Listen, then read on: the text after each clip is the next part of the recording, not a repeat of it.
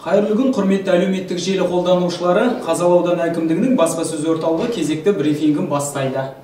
Бүгін аудан көлеміндегі төтенше жағдайлардың алдын алу бағытында атқарылып жатқан жұмыстар туралы және алдағы жылу беру маусымында төтенше жағдайларды болдырмау жайында тұрғындарға жүргізіліп жатқан түсіндірме жұмыстары туралы сала маманымен тілдесетін боламыз. Таныс болыңыздар, Қазалы аудандық төтенше жағдайлар бөлімі басшысының міндетін атқарушы Ермекбаев Шапағат Нұржанұлы. Бүгінгі тақырып бойынша Шапағат Нұржанұлы, сөз кезегі өзіңізде.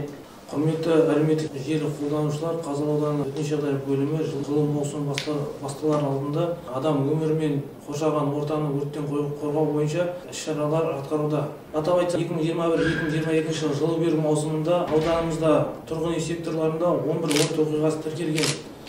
2020-2021 жылу маусымында 13 өрт оқиғасы тіркелген. 2 өрт оқиғасына азаюда. Сонымен қатар, орын алып жатқан жағдайлардың көбісі тұрғындардың өрт қауіпсіздігіне салғырт қарауынан болуда. Мысалға алатын болсақ, тұрмыстық пештердің техникалық жағдайына мән бермеу, балаларды қараусыз қалдыру және электр тоқтарындағы электр қысқыштардың қысқаша тұйықталуынан болып отыр. 2021-2022 жылу беру маусымы басталарда Қызылорда облыстық төтенше департаментінің нөмірі 124 өрт қауіпсіздік сенбілігін өткізу туралы бұйрығына сәйкес бөлім қызметкерлерімен және полиция қызметкерлері, қоғамдық бірлестіктер, волонтерлермен бірге адамдардың өмірін және жарақат алуын, төтенше жағдайлардың қауіп-қатерін азайту мақсатында түсіндірме жұмыстары жүргізілуде. Сонымен қатар 2021-2022 жылы бірлестіктермен бірге 628 дана көмірқышқыл газын анықтайтын датчиктер орнатылды. Қазіргі таңда департаменттен 2022 жылға жылу беру маусымына 150 дана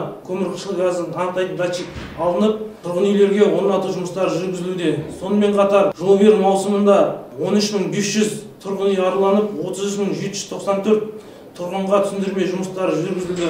24 рет халықпен кездесулер өткізілді. Сонымен қатар бұқаралық құралдар арқылы 891 материал жарық көріп, әлеуметтік желілер жариялануда. Сонымен қатар аудан қонақтары мен тұрғындардың өрт қауіпсіздігін сақтауға шақырамыз. Оның ішінде мына балаларды жалғыз қалдырмау және де өрт қауіпсіздігіне аса мән берулеріңізді сұраймыз. Қарапайым тұрмыстағы электр тоқтарын, ажыратқыштарын уақытында ажыратып, жұмысқа кетерде келерде бақылауға алуларыңызды сұраймын. Құрметті аудан тұрғындары және қонақтары, осы жылу беру маусымы басталғалы бері әр аптаның сенбі күндері біздің қызметкерлермен, өрт сөндіру қызметкерлерімен бірлесіп тұрғын үй аралау, өрт қауіпсіздігін сақтау мақсатында түсіндірме жұмыстары жүргізілуде. Осыған өз тарапыңыздан түсіністікпен қарауларыңызды сұраймын. Рахмет, Шапағат Нұржанұлы. Құрметті аудан тұрғындары, алдағы жылу беру маусымында тұрмыстық пештердің техникалық жағдайына мән беріп, балаларды қараусыз қалдырмау қажеттігін ескертеміз. Балаңыз бен отбасыңызға сақ болыңыздар.